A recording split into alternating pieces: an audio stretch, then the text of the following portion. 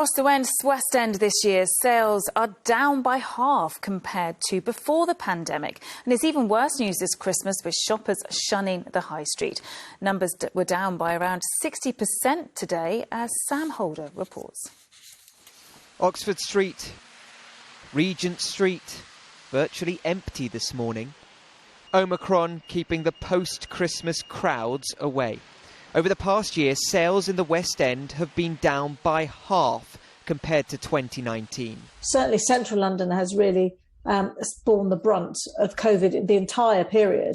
You know, the footfall has dropped in London by more than anywhere else in the UK. By early afternoon, 60% fewer shoppers were out than on this day in 2019. November's figures had been good, some days higher than before the pandemic, but Omicron came at the worst possible time.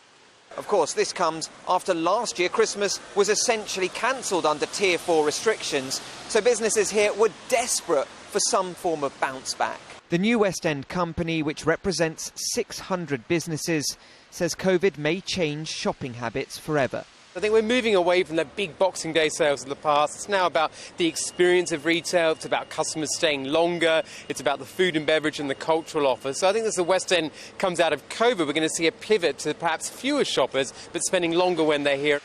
The immediate fear is that further COVID restrictions could see a further drop in shoppers. You're out shopping today. If the government brought in any more restrictions, would you still come out?